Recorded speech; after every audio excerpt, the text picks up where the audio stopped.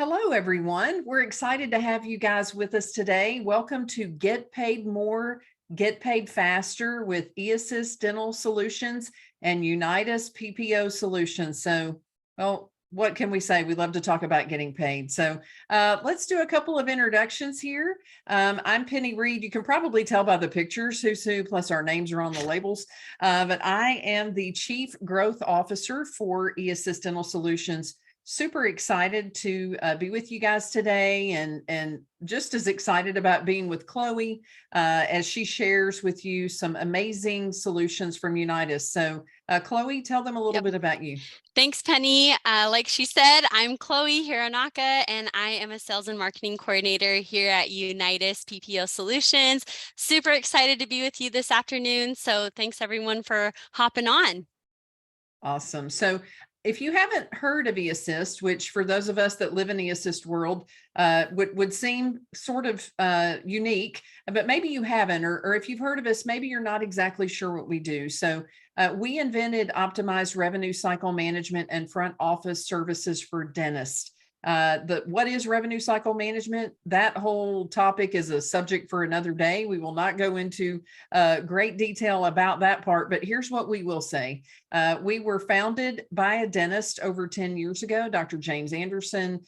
So we're a dental billing, primarily outsourcing company, founded by a dentist, still run by a dentist who is also a user of the product. So that's one of the things that makes us unique. One of the other unique aspects about our platform that we're super proud of is to date, we have collected more than $12 billion from insurance companies. And we're super proud of that and the peace of mind that that brings to dentists and their teams. Awesome. And we are Unitas PPO Solutions. So maybe hopefully some of you have heard of us as well, but if not, just some background on our company. We've been doing this since 2011. So for about the past 12 years now, we've had the opportunity to work with thousands of practices all across the country. We've represented clients in every state and currently represent over 1,400 active clients. So what's really nice is we've been able to really see the different trends in the insurance industry when it comes to tracking PPO reimbursements and what that landscape is looking like, as well as the different state specifics and changes that they make there. We're actually based out of Arizona, so we work remotely for all of our clients, and we make up of a team of over 100 PPO insurance experts and are growing. And so we are just so grateful for our partnership with eAssist, and hopefully on today's webinar, you will see how our services go hand in hand to make sure that you're getting paid more and getting paid faster. I love it. I love it. Yes. Hey, Chloe, before you go over this, Chloe's going to say, I like doing webinars, but sometimes when I do them with Penny, I get a little bit flustered because she interrupts me. I'm just super excited about this. We came up with this on the last webinar. We feel like for dental reimbursement that we're the best thing to happen to dental reimbursement since what was it? The chocolate bar fell into the peanut butter jar. Yes. And formed the Reese's peanut butter cup. So yes, we know insurance is very necessary for patients, and we feel like together that we can really, really support you guys. So back to you, Chloe. Yeah, absolutely. No, thank you. Thanks for adding that, Penny. So here's the 3 different learning objectives that we're going to be covering today on this webinar and that we really hope you take away from it. So I'm going to be talking about how you can increase your PPO reimbursements that doesn't involve overpacking the dental practice fee schedule. Penny is going to share with us the impact of sending your claims correctly. And throughout, again, we're going to be touching on how PPO fee negotiation and dental billing and coding expertise are closer than you think. So lots of great information and tips coming at you. So be sure to take notes. Please ensure that you drop your questions in the Q&A. We're going to save some time here to do some Q&A at the end. So start putting your questions in as we go, take notes, and we were excited.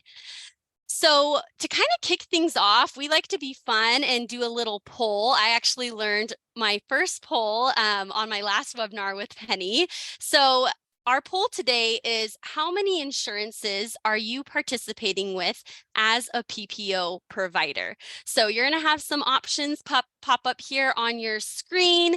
I think the options are 1 to 3 PPOs, 5 to 9, or more than that, or what is a PPO? Yeah, I think it's 1 to 3, 3 to 5, 5 plus, or what is a PPO? Okay, yes, now I see those options. Thank you, Penny. Yes, so go ahead and put your answers in there. But just kind of some facts on that. So I was looking at some of the ADA reports, and actually they've reported that about 65% of Americans have dental or PPO insurance. So I was like pretty surprised to hear that, but maybe you've noticed that in your practices that you really are starting to see that shift of more and more patients having insurance and, calling in, asking if you're in network with their particular insurance company. So I'm assuming if you're on this webinar that you are in network with some PPOs. So go ahead, drop your answers in there, and then we will go ahead and share those results in just a minute here. They're actually up. I'm not sure if Oh, you they're can up. see them. Okay, sorry. Yeah. Now I do see No, them. that's Yes, okay. yes. Okay, perfect. So yeah, it looks like looking at those results, about 23% of you are with that 1 to 3 to range, 10% 3 to 5, but over 68% of you are with 5 plus. So a good amount of you, vast majority of you are with a good amount of PPOs on here. So again, hopefully this information that we share will be super helpful to you as we share these tips of how you can increase those reimbursements and be more efficient in your dental billing. So starting off, just to kind of chat about how to increase your PPO reimbursements, there's really 3 key strategies I want to cover here today. So first, we're going to talk about understanding your PPO participation and current reimbursements. We're going to talk about some top PPO negotiation tactics, and then how you can really maximize your negotiation opportunities.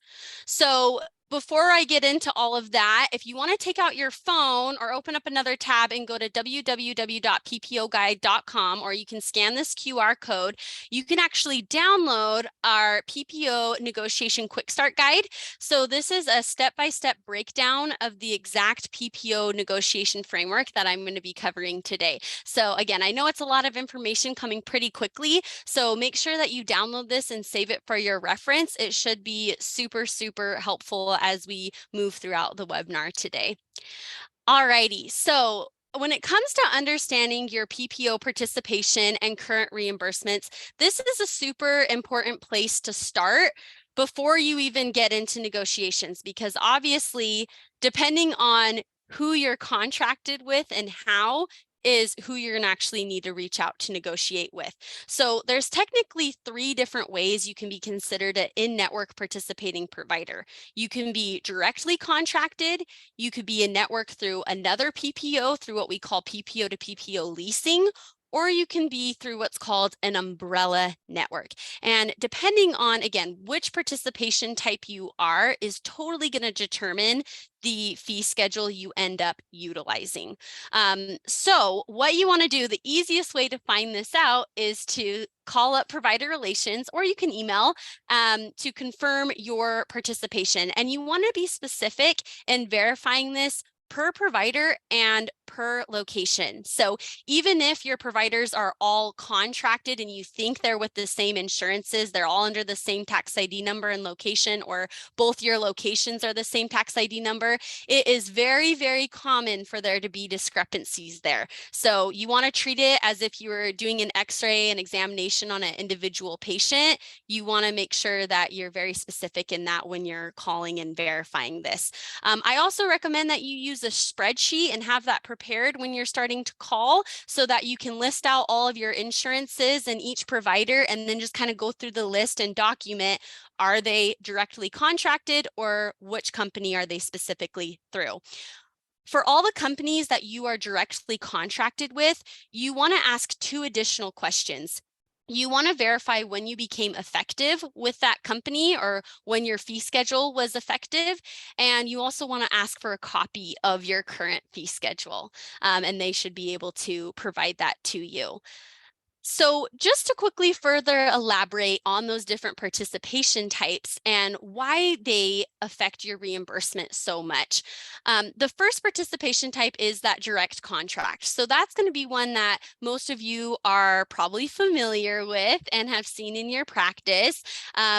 When you are directly contracted with an insurance company, that means you would have actually at some point completed a credentialing application for that specific company, submitted it. You're agreeing to be a in-network participating provider. So when those patients come into your practice, you treat them, submit the claim, and you're reimbursed according to that insurance company's established fee schedule. So whenever you have a direct contract, you are always going to get paid on that fee schedule for those insured patients. But now we have what's called PPO to PPO leasing. And this is where it starts to get pretty confusing for offices. Again, most offices, if you've contracted with a couple, I would say 3 or more PPOs, it's highly likely that you have PPO to PPO leasing going on and your practice and are actually with more PPOs than you maybe thought. So what happens here is the insurance companies, in order to grow their networks, they've essentially partnered together and agreed to lease their providers out to any of these companies that they've partnered with, that they've formed this leasing relationship with. So what happens for the provider is you directly contract with this insurance, like this orange insurance company. They automatically lease you out to this green insurance or any insurance they partnered with. When those patients start coming into your practice, you are considered an in-network provider. It can vary based on the plan, but you're in network, you submit the claim, you're still going to get reimbursed according to your direct original contract that's linking you to that other insurance. So this is again, very, very common. A lot of the insurances are doing this now. This is really where we've seen the industry start to shift. And then we have what we call umbrella networking, the final participation type. So with the umbrella networking, it's the same concept as PPO to PPO leasing. The main difference here is there's really 4 to 5 major umbrella network companies. They are set up a little differently than the regular PPO. You can almost think of them as being like a broker. They're meant to recruit a lot of providers and put you in network with several PPOs, hence the name umbrella. So depending on which umbrella network you've contracted with, any PPOs that are underneath that umbrella, you will be in network with and be paid according to that umbrella's fee schedule. So as you can see, it's basically this huge web of how everyone's connected, which is why we need to untangle that and verify how you truly participate, because that's going to tell us what needs to be done in order to negotiate and what your optimization opportunities are. Again, just as you're going through this, be sure that you really are receiving and documenting your actual fee schedule reimbursements. Don't go off of what's just currently been in your system because the fees do change, and we want to make sure that when we're comparing offers, that data is accurate. So again, you can get that from provider relations. They should be able to email or fax it over to your office. You can also a lot of times now just download it right off of your provider portal and then go ahead and update your Dentrix or practice management software with those current fee schedules. So that's kind of the prep work that needs to be done leading up to PPO negotiations. So now to kind of go into some of those PPO negotiation tactics, a big thing I like to emphasize or tip I like to give for offices is ensure that you don't waste time on the wrong procedures, okay? So what I typically recommend for a general dentist, a general practitioner, is to focus on your top 35 procedures, the top 20, top 35. So most practices have a pretty good idea of what those are. But what you can do is you can actually run a utilization report on your practice management software and look at your annual production. And so that it lists by procedure code, quantity, and production. That way you can then rank it and pull out your top your highest grossing procedures. So we want to narrow it down, just because if you're looking at all your procedures, that's really a lot. Obviously, you want to focus on increasing the ones you're doing the most often. That's what's going to make the biggest difference in the overall revenue for your practice. And a lot of times when negotiating, the insurance companies will actually ask to see what your codes of most concern are. So narrowing that down beforehand certainly helps. Some other tips here. So for most PPOs, you're technically eligible to negotiate every 2 to 3 years from the time that you are contracted or from the last time you negotiated. So about every 2 years is when you want to be reaching out to renegotiate those contracts. And essentially, you reach out to provider relations and ask for a fee schedule review or a fee schedule increase. So pay close attention. Again, you don't want to waste time here. We know your time's super valuable and you're sitting on hold with these insurance companies. You only want to request negotiations from the main payer. So once you've identified all those leasing relationships, for example, if you find that you're in network with Guardian, but under Aetna, so you're actually being paid on Aetna's fees, you're going to want to reach out to Aetna to negotiate, because that's the fee schedule you're using. That's who you have the contract with. So just be aware of that. And then when we're looking at comparing the different offers that they're coming in, sometimes I see offices fall into this mistake when they go through the negotiation process on their own. They'll get a new fee schedule from an insurance and they just are like, oh yeah, it's an increase. They kind of just trust that it is. Unfortunately, sometimes the insurances will decrease some codes and increase others. And so again, that's why we really want to hone in on those top procedures specific to your practice to make sure that it really is a good offer that's an overall increase. So what I recommend doing here is, in a spreadsheet, you want to, in your first column, list out those codes that you're using. In the second column, I would list out your UCRs on those procedures. And then in the next column, the third column, go ahead and do what you're currently being reimbursed from that specific insurance. And then finally, in the fourth column, plug in what the increase is. So that way you see all those side-by-side comparisons, and make sure that, again, it is a true increase, because you don't want them to give you $100 increase on something you're never touching and a $5 decrease on something you're doing every single day. Obviously, that's going to hurt your practice.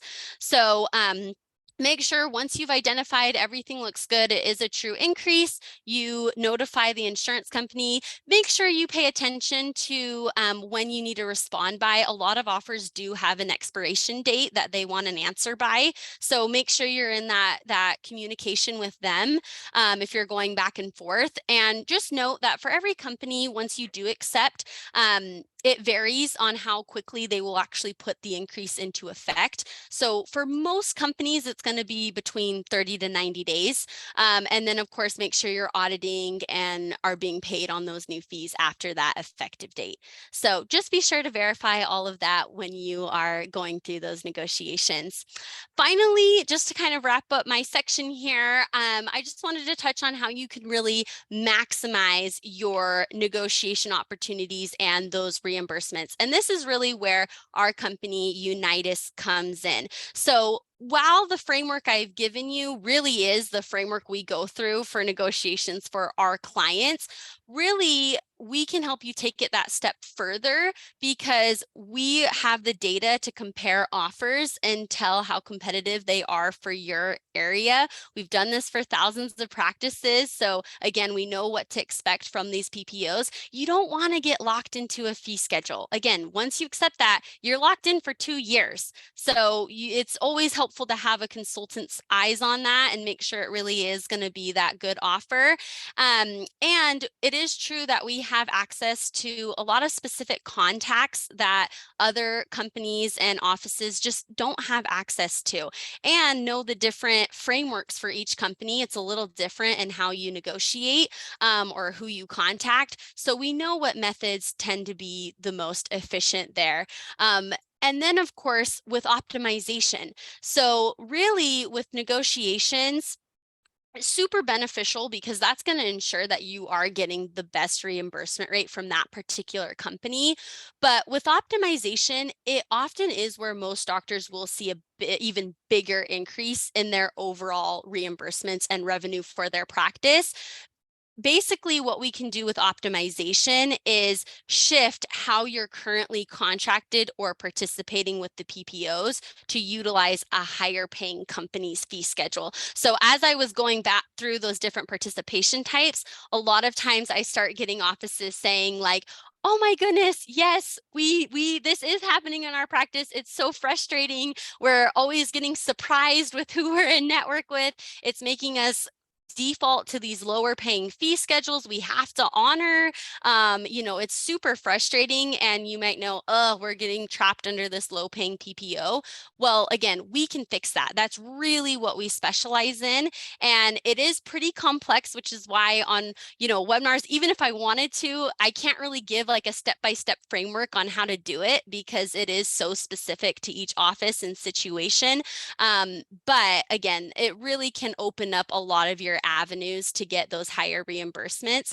So it kind of fixed the bigger problem that offices are facing right now with that. So if that is something that you are interested in, that your practice is struggling with, definitely let's get on a call here and we can see what that would look like for your practice. Wow, what great information. And I have to comment on a couple of things before we go into the impact of sending your claims correctly so that you can get paid faster. One of the things that stood out, Chloe, when we first began to work with you guys, and I know it was something you covered quickly in one of your first slides, is that you have over 100 team members that specialize in this, that have the contacts and make the time to actually to be able to reach out. And I think that's, I think that's phenomenal. The other thing, and I'm sure we'll probably have some Q&A at the end, when I first heard Christy on your team give a presentation on this, was that these different leasing networks can change. So in other words, you can get all of this settled and buttoned up, and then without you even knowing, month to month, some of that can change. So wow, Right. things sure have changed since I first heard what a PPO was. I won't tell you how many years ago it was. That was a long time ago.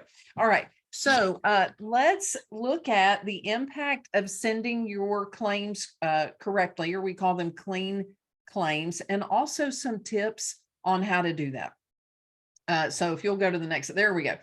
So today there's a lot that we could cover. Specifically, I'll focus on 3 dental billing strategies to help you improve your collection ratio. And before I even dive into those, one of the things that I'm so passionate about as far as offices collecting what they're rightfully owed is, prior to my time of joining eAssist a little over 2 years ago, for over 30 years, I was a full-time dental practice management consultant. And so dentists would hire me to help them with a variety of things that would happen in their practice. Maybe they simply weren't generating enough top line revenue, trying to figure out how to do that. What was the next step to make that happen? Can you help us get more new patients, or keep patients engaged, or increase our case acceptance? All of the work and that effort, help the team get along better, help me recruit a team. At the end of the day, if you're not collecting for what you've produced, a lot of that work just sort of, it's like there's a hole in the bucket. And I'll talk a little bit about how much is escaping through that hole a couple of slides from now. So very passionate about this. So number one, understanding how the clean claims impact your bottom line. So let's go deeper into that one. 70% of dentists are leaving up to 9% of collectible revenue on the table. So collectible revenue would mean after the contracted write-offs if you're a PPO provider. So let's just look at a typical practice. Let's say that if this was a solo practice, average of 732,000 and some change in collections, 9% of that is almost $66,000 a year. Yet if we roll this out over, let's say, the life cycle of a practice, $2.6 million. And I don't believe that includes any compounding interest. So when we look at the investment, dentists, that you guys make to to dental school, that investment there, which is easily $500,000. Then you look at what it costs if you start up your own practice. You're minimally looking at probably another 800,000 to be able to do that, or to purchase, a small practice. So as far as your ROI long-term, the primary individual or individuals that really are missing out are the practice owners. Yet for the dental team members that are tuning in, regardless of your role in the office manager, hygienist, dental assistant, insurance coordinator, it impacts you too. Because at the end of the day, when you're saying, hey, we really could use some new, Profi jets, in hygiene, or it would be really awesome if we could update the reception area, or when you're looking at team bonuses, those are based on profitability. So this is definitely an area that impacts everyone in the practice. And we know that everybody has great intentions.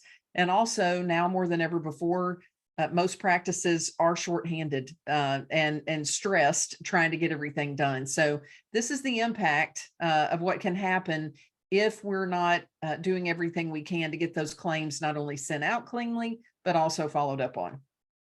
All right, next slide there, Chloe. All right, so improve your insurance claims processes. Let's take a look at that.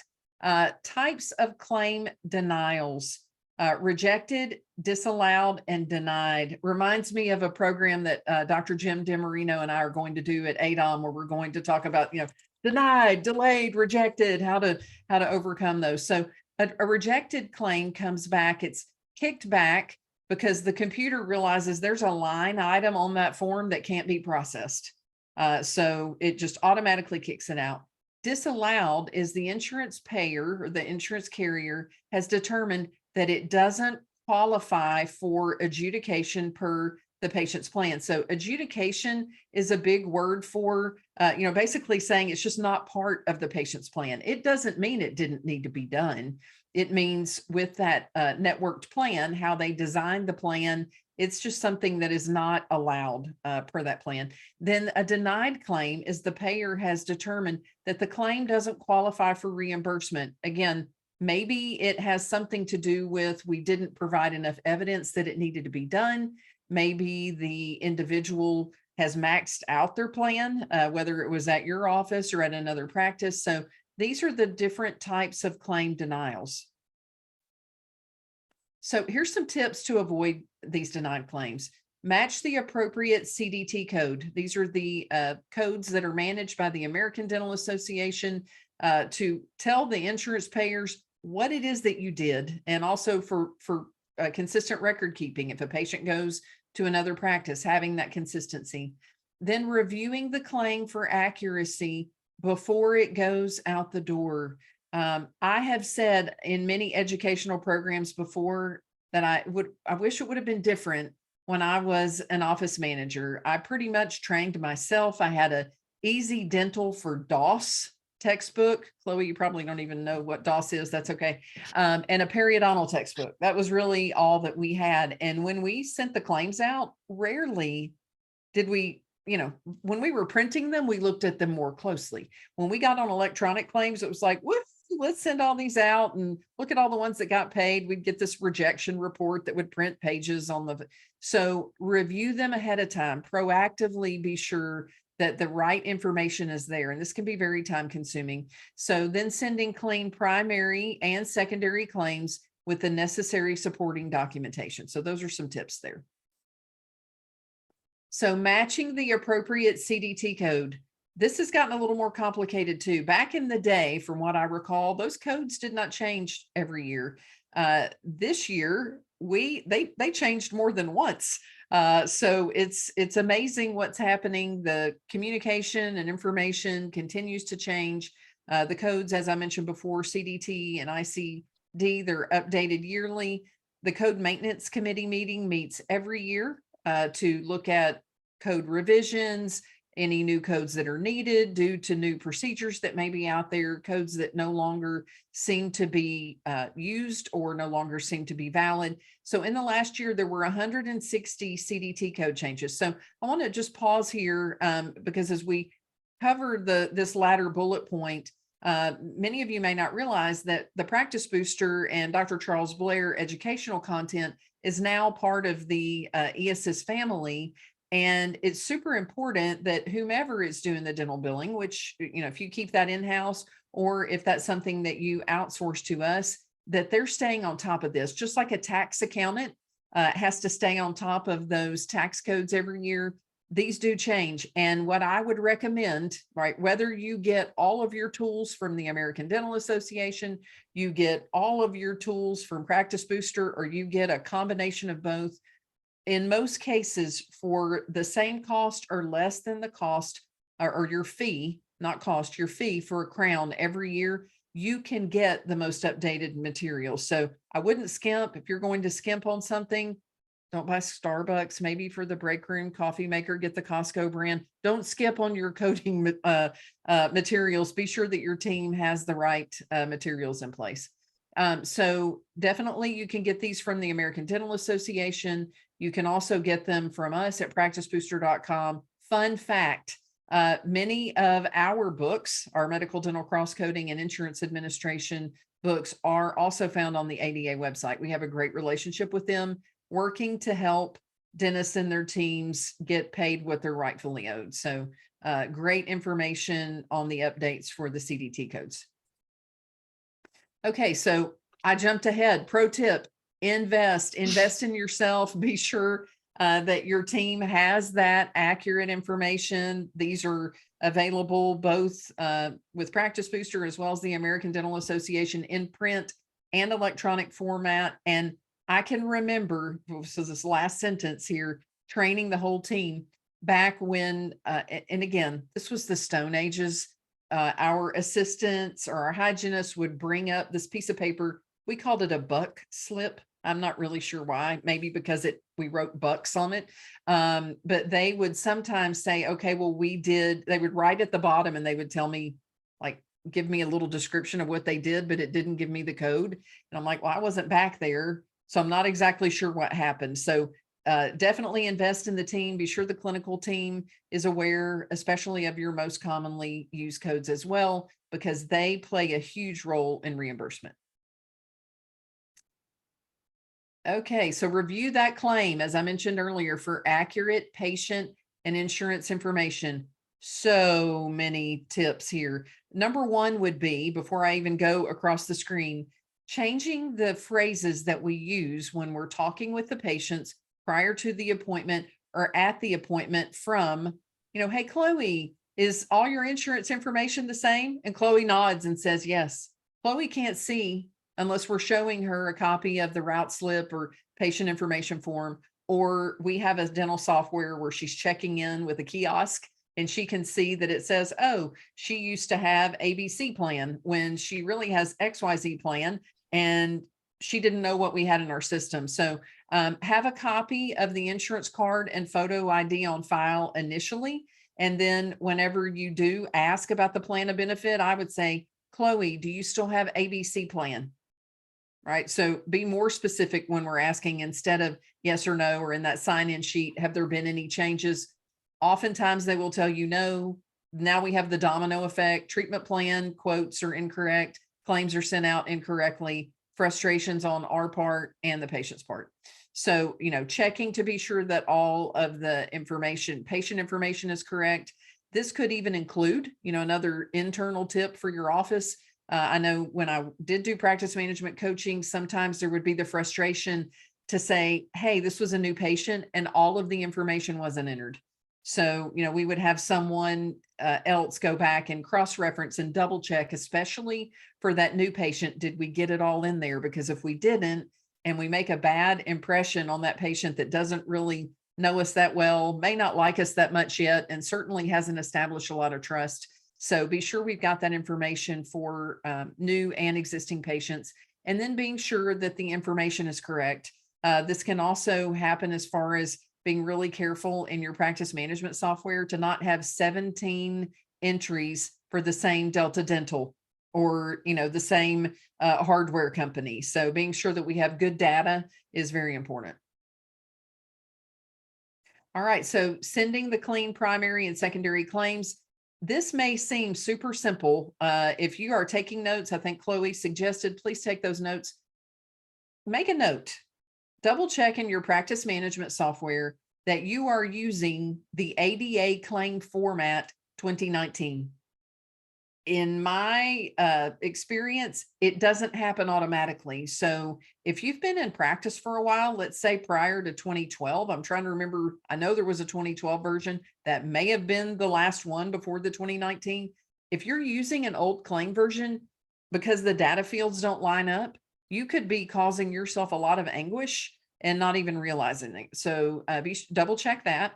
This next one, wow, we could do, Chloe, we should do an entire webinar on this bullet point that I'm going to talk about right now. And there's lots of different opinions about the how and the why. I'm going to tell you my opinion and the why. You want your full fee to go out on that insurance claim.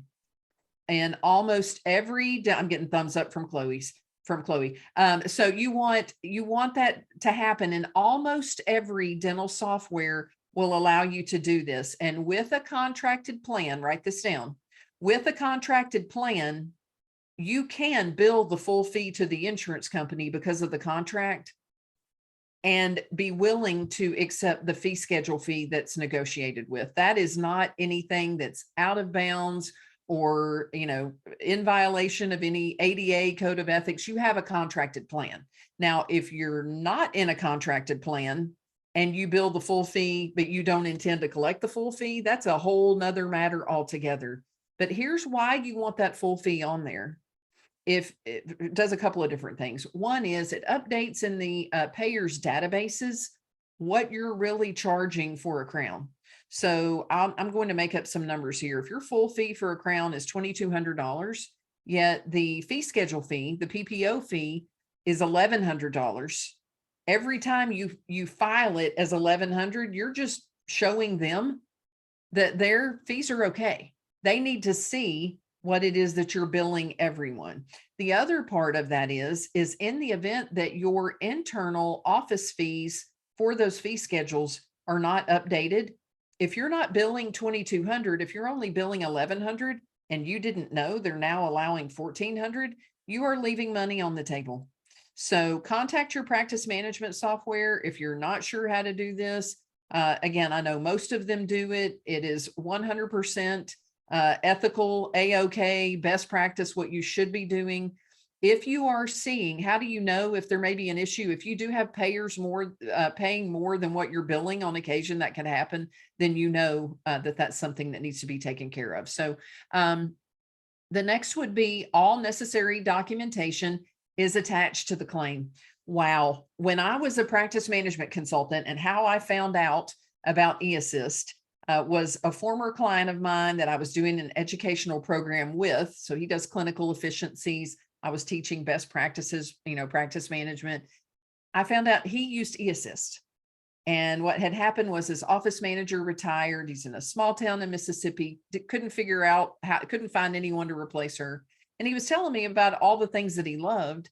And one was that he got a report back every day, a daily report showing what had been filed, what had been posted, and then the names of patients where they couldn't find any of the evidence that they needed to pay the claim. There wasn't a preoperative x-ray. There wasn't documentation on a certain procedure. And so all of that necessary documentation being attached to the claim is what helps us get it paid. Yet a lot of that, 99% of it, is generated in the back.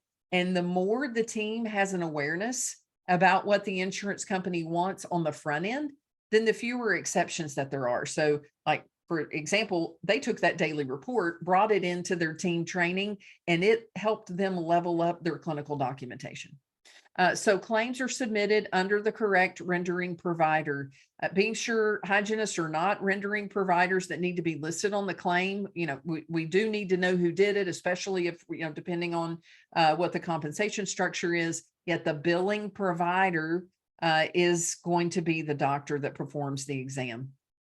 And then I think that almost every practice now files electronic claims, yet sometimes I'm surprised.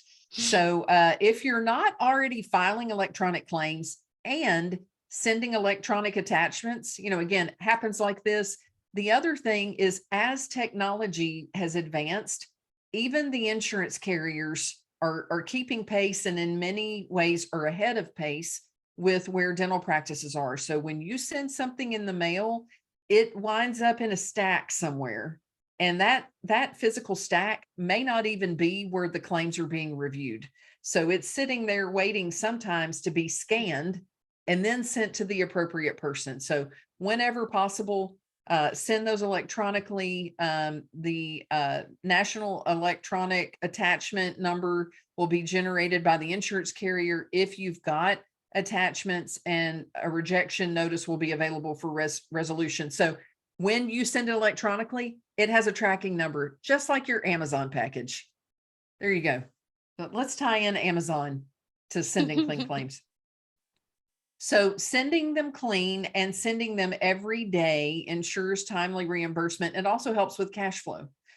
So this helps your patients feel secure in your practice's abilities. And we don't have a slide for this, but I'm sure you've heard this before. Patients know how you make them feel. They don't really understand the difference between quality dentistry and dentistry that's not high quality, unless they're in pain or there's something visibly that isn't pleasing to them.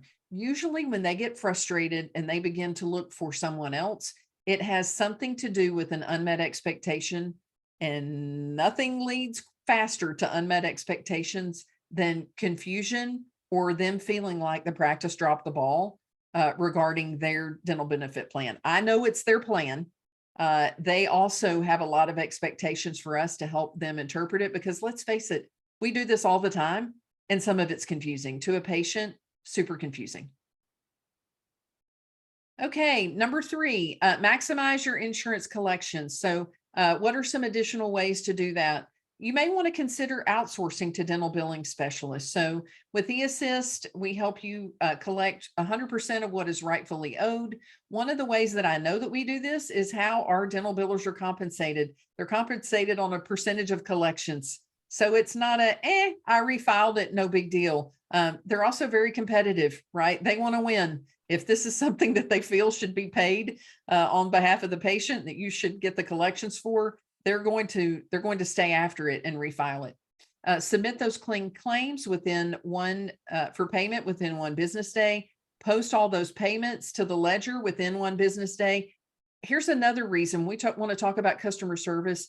If we're not posting those payments in a timely manner, we could be sending out statements, or if we have some sort of automated payment reminder. So now Chloe is getting continuous information from me about paying a bill that she can log into her portal on her smartphone and see has already been paid, right? So they're not only going to think, hey, that Penny Reed at the front desk is not the brightest bulb in the pack. They will also begin to question the entire practice. All right. So that's great customer service. It also, posting them in the ledger, even if it's already in the bank account, it also helps keep the books clean, less confusing. Then follow up at least every 10 business days on all claims that hit the 30-day plus in aging is a best practice. Most of our dental billers, they're following up after 14 days. They don't even want to let it get that old. And then get the insurance over 90 days near zero and keep it there. And prior to me coming to work at eAssist, I didn't really believe that was possible. We see it happen every day. And that's our goal and our mission in working with clients to get paid faster. All right. So free ebook. We've got some goodies for you today. A free ebook, 10 ways to improve the health of your revenue cycle. So you can scan this QR code to get this book, 10 proven strategies that will improve the health of your revenue cycle. Revenue cycle, all about getting paid, from the appointment to payment and everything in between. So that is one of the resources. If you want to grab your smartphone, this will also be, I believe we will also be sending out a PDF of these slides, for you to look through as you follow along. So you can also grab that as well.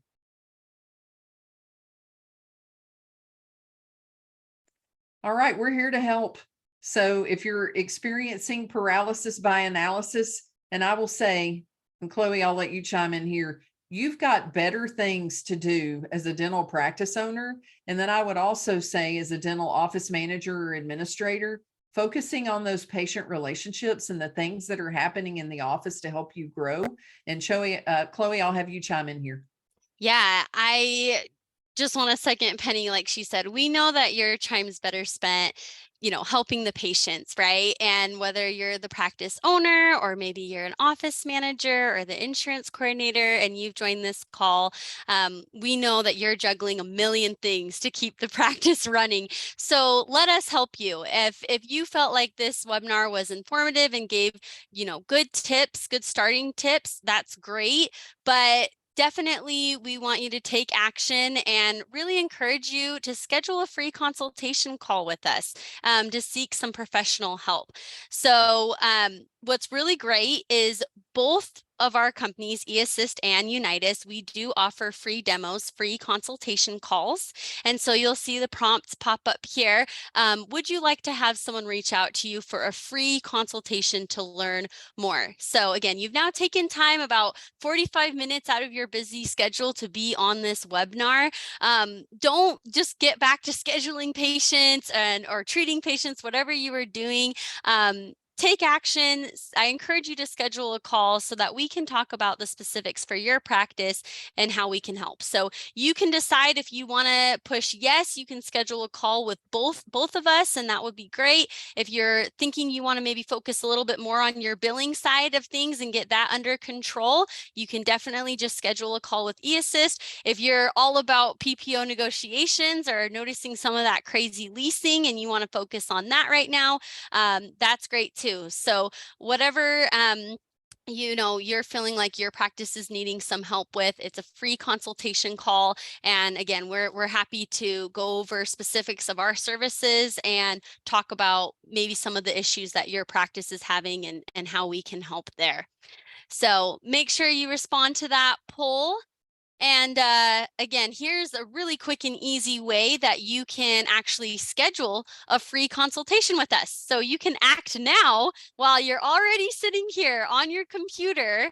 You can go to this website, www.getpaidmore.getpaidfaster.com, right? Who just doesn't want that, right? Get paid more and get paid faster. Or you can scan this QR code. That'll take you right to the correct place, and you can schedule. So not only can you answer that poll, but if you feel like maybe you're not the one to schedule, at least get that answered. But this is how you can actually schedule the consultation with us. So we'll leave that up here for a second. But now we kind of, with some remaining time here, I think want to move into some Q&A. And it looks like we've got some questions in here, which is great. It looks like, Penny, we've got lots for you. I'll start with the first one here, but please continue dropping some questions in there. We do have some time, so we'd love to get as many things answered as we can here. Alrighty, so kind of jumping right into our Q&A. So our first question we got was, how are the insurance companies forcing you to accept those lower fee schedules when they lease with another PPO you didn't sign a contract with, those other PPOs at the time of your contract, and they weren't leased with them at the time? Okay, very common question, very valid question, right?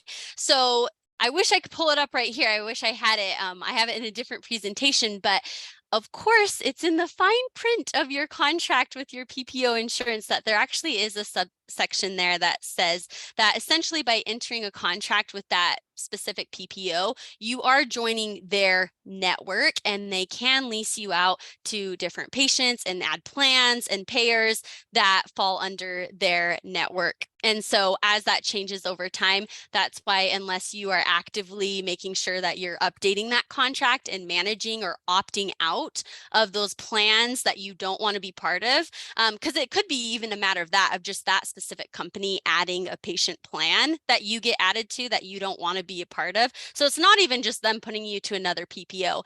And I think their justification of being able to do that is, if it's just your direct contract leasing you out, that's not technically likely what's putting you on a lower fee schedule, because you should still stay on your current fee schedule that you have with the company.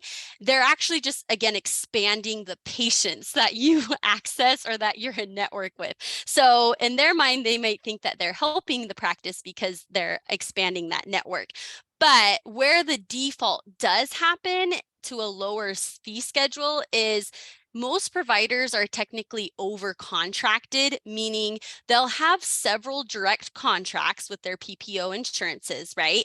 And then because so many of these companies are partnered together, they basically all cover each other. So you start getting these plans that fall under the contracts. And so whenever you don't have a direct contract with an insurance, when it comes in, they'll look at the direct contracts that you do have that insurance has that relationship with. And generally, they're going to try to utilize the lowest reimbursing fee schedule possible that that plan can fall under. So that's where that default happens. But again, we can prevent that. That's what our company specializes in. We call it optimization. We need to go in and opt out, maybe drop some contracts and make it so that everyone, instead of defaulting to the lowest paying, you can actually utilize the highest option available. So sorry, I kind of expanded on that question, but just to kind of clear that up of how that works, that's kind of the situation there. Penny, I'll turn it over to you for the Well, I was next going to say, I think it Q&As needed here. an expanded answer, Yeah, because I think unless you are super hungry for patients, that probably frustrates. That's probably one of the right. most frustrating things about PPO participation from what I hear. It's like, hey, how did I even end up in that network? And a lot of dentists, when you'll say, who all are you in network with? And they'll say, I know who I signed up with, but I'm not, it's like whack-a-mole. These plans keep popping up. I didn't realize I was in network, and I am. So I Right. think that's why your service is so valuable. Yeah, it's a surprise there, because where it does technically make you get the higher fee is, if you think you're out of network, you're like, oh, I'm collecting 100%. And then all of a sudden you're like, oh, whoops, nope, I'm tied to this reimbursement contract because Yeah. you are in network. Surprise. So Yeah. surprise. Mm-hmm. Awesome. All right. So one of the questions came in, does eAssist have a team dedicated to orthodontic claims? Is there somewhere where we can find how to do clean orthodontic claims for each insurance company? So it sounds like two separate questions. Our dental billers on our platform are assigned to offices. So in answer to your question, yes, we are very versed in appropriately filing orthodontic claims. If you're a general practice, you're a specialty practice, you're assigned by software. So especially if you're an ortho practice, and we service, I don't know, it may even be close to 100 different softwares. I didn't know there were that many dental softwares within the platform. So you would have a specialist familiar with your software. And yes, we, because we not only are the nation's largest dental biller, we also write the books on the coding and insurance administration. So all of our dental billers have access to that. If you're curious, I'm going to answer the first part of this, and then I'm going to bump it over to you, Chloe, to see if there's a different thing that you may want to add. All of the tools, at least on the Practice Booster side, we license the ADA CDT codes to be able to write about them. The ADA gives the code definitions, when to use them, when not to use them. They really have to be Switzerland. They can't give you that much information about how to get a claim paid. That's where our educational resources come in. So practicebooster.com. If you don't have dental coding with confidence, the dental administration with confidence, those are some great tools. We provide the Practice Booster online code advisor tool for all of our dental billing clients, because we want you to be able to have that information. So as far as per plan, Chloe, any insights as far as what a particular plan, do they ever make it easy for you to figure out per plan what it is that they're looking for with ortho that Um, you know of? Not that I know of. I would give the same advisement as you, Penny, is just making sure that you have the coding with confidence, look to Practice Booster, utilize those resources. Yeah. Okay, Mm-hmm. awesome. All Yeah. right, so this next question, hygienist should not be listed on the claims with a question mark. So I realize now that what I said was probably confusing. The billing provider should be the dentist. So even if the hygienist is seeing the patient, And especially as that was referencing for the periodic oral evaluation, that should be the dentist. So the easiest way to say this would be to check your practice management software settings. So, if a hygienist is rendering, the patient's in that chair, the hygienist is going to be, listed as the provider. The billing provider should be the dentist. So hopefully that helps with that. Okay, let's see. This next one, I'll answer this one, Chloe, unless you want it, about the discounts with insurance, and then you can chime in. How does that sound? Good. Yep, you got it. Listen, good. All right. So don't shoot the messenger is what I'd like to preface how do you handle discounts with insurance? I want you to step outside of dentistry and think about any company that sends a bill through the mail.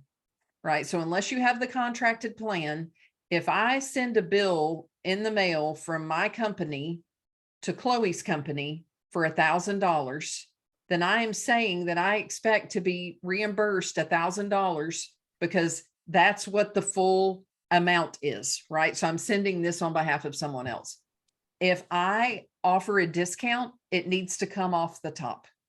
So if it's a 5% discount, I would take that 5% off of the 1,000, and that's the billing document that needs to go through the door. There's another part in here about what if you accept insurance only for employees.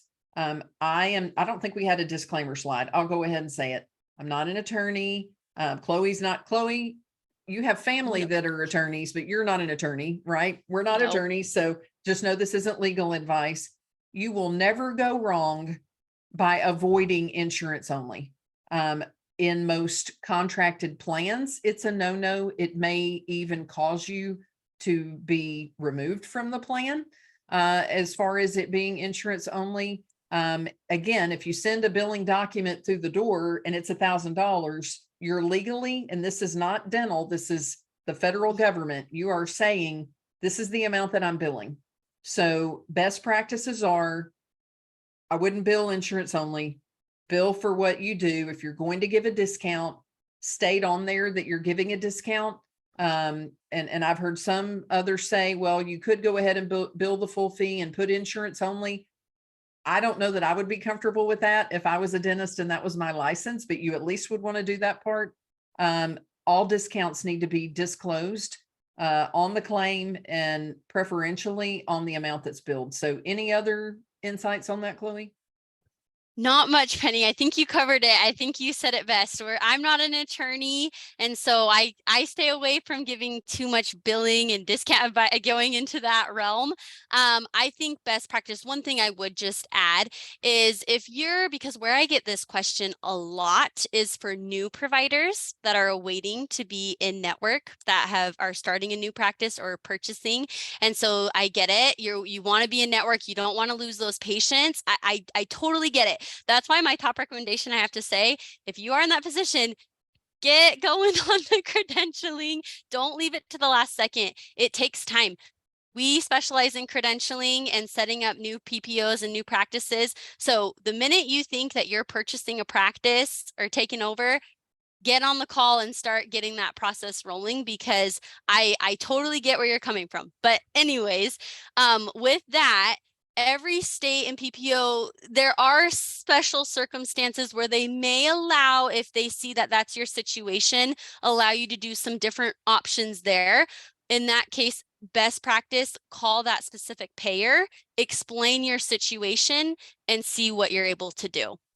They most likely will say exactly what Penny said. You can still submit the claim for the patient, but you need to be putting on there what you're charging and collect that amount. But you can always check and see what options are available. So that would be just my tip there. There you go. And hey, we don't make the rules. We just try to share the best information. So if we were rulers of the universe, we might give you a different answer. I don't know. Exactly. Yeah, I wish. Yeah. So Chloe, does Unitas do DHMO negotiations? We do not. Only PPO negotiations. Yep. Okay. Let's see. This is another one, I think, for you. If you are directly contracted with an insurance company, could Unitas really help you shift to a better fee schedule? Yes, schedule a consultation call and let's chat about it. So obviously for every insurance, your options are going to be a little different. And I will say right now, because I get asked this a lot, for some insurances, depending if you're currently direct and you do shift to a network or a higher reimbursing company, it may change some of the current plan coverage. Not all PPOs are like that, but some are. So yeah, let's talk about that specifically. But I think there's going to be some good options for you. Awesome. And it looks like we've got time, I know, for one more question. There's a couple of other questions in here as well, which the great news is there are names next to those. They're not anonymous. So if we don't get an opportunity to answer live, we can certainly follow up with you.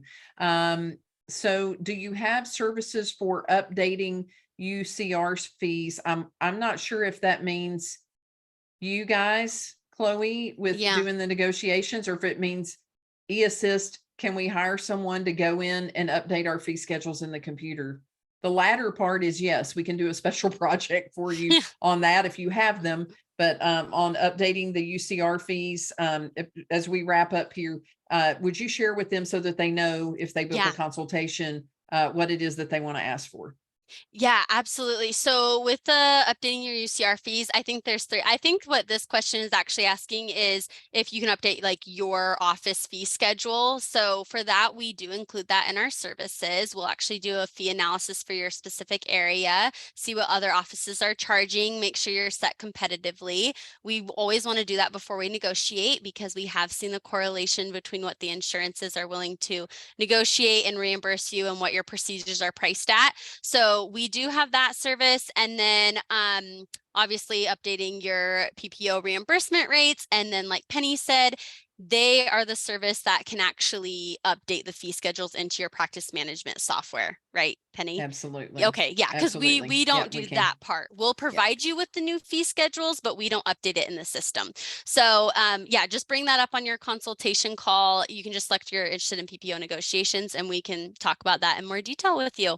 So Awesome. yeah, this was great. It Sorry, I was know. great. It was great. So I know there's two questions here that I see that we'll respond to via email about VA patients, and then another one about NPI numbers. So for the sake of time, we'll hold off on those. One person has a we'll end with this one, has a follow-up to the why would you bill your full fee if the contracted fee is much lower? So for two reasons. One is, for actually more than two.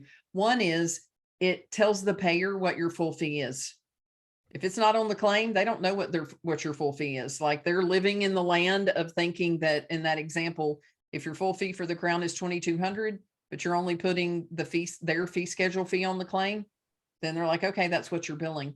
The other is it shows the patients what your full fee is. So it creates value. One other thing that it does, and I know, like, for example, Dentrix in particular, there are a lot of insurance utilization reports in Dentrix, as there are in many other softwares. They help you zero if you're putting the fee schedule, like if the Aetna fee is what you're billing for Aetna and the Cigna fee is what you're billing for Cigna and so on, the data is useless. You need to bill the full fee on the claim, fee schedule fee on the ledger. All of a sudden your software can assist you in these conversations that you're having with Chloe, and it really is helpful. The other is, in the event that your fee is lower than what they're actually paying now, if let's say now they pay 1,300 or 1,400 and you're only billing 1,100, they're only paying you what you're putting on the claim. So lots of reasons there. All right, thank you guys so much. Chloe, it is always a pleasure. I love the work that we get to do in bringing peace of mind to dentists and helping dentists and their teams get paid more and get paid faster. It's the chocolate and peanut butter, the Reese's peanut butter cup of reimbursement. Yep, that's right, Penny. Right back at you. Love it. Thank you all so much for your time today. We really appreciate it. We're going to respond to those last questions via email. We're going to be sending out recordings, so be on the lookout for that. But thank you so much, everybody. Have a fantastic afternoon. Thank you.